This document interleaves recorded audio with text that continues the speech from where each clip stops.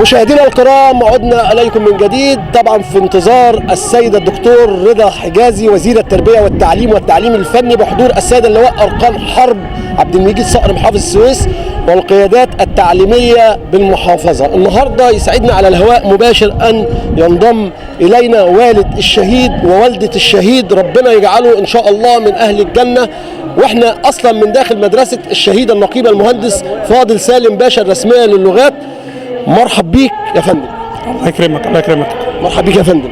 ربنا يبارك فيكم جميعا. احنا طبعا بنقول يعني النقيب المهندس فاضل سالم باشا، يعني ولا تحسبن الذين قتلوا في سبيل الله امواتا بل احياء عند ربهم يرزقون.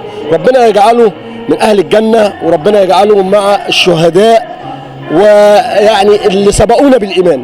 كلمنا النهارده، انت في انتظار وزير التربيه والتعليم وفي انتظار محافظ السويس بحضور القيادات التعليميه ولفيف من شعب السويس واعضاء مجلس النواب والشيوخ بالمحافظه.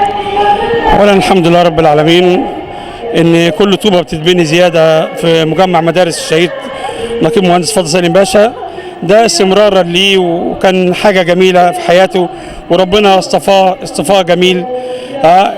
ده فضل وشكر من ربنا، زي ما كان متفوق في مكانه في شغله، ربنا كرمه بالشهاده.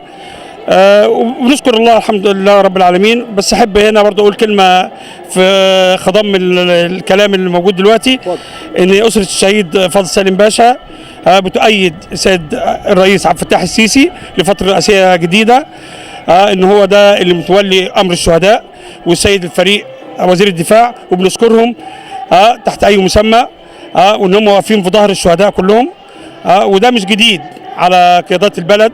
وبنشكر بنوجه الشكر طبعا للسيد اللواء عبد المجيد صقر محافظ السويس اللي برضه مهتم بينا، وكن بالشكر كل الشكر لسيد المستشار العسكري وسيد العقيد ابراهيم مساعد المستشار العسكري اللي بيبذلوه معانا كأسر الشهداء. والدة الشهيد طبعا ربنا يجعل ابنك او نجلك من اهل الجنه. كلميني النهارده بقى، احنا في انتظار طبعا القاده بحضور وزير التربيه والتعليم محافظ السويس وقيادات التعليم.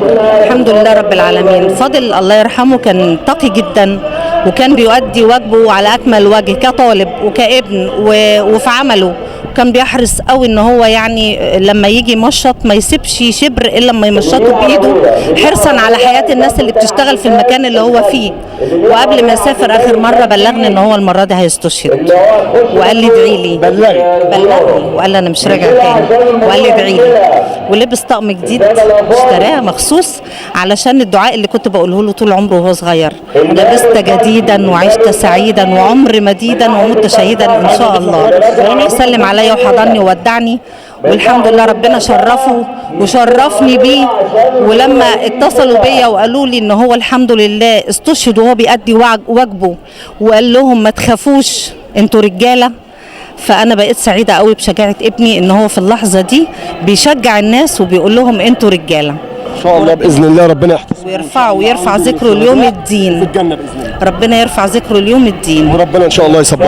الحمد لله رب العالمين. الحمد لله رب العالمين. في اضافه ثانيه بالنسبه للشهيد، طبعا انا كمدير فني لمنتخب الجيش الثالث كره يد، يعني حبايبي كتير حاولت اتوسط ان هو يجي من العريش لحلوان.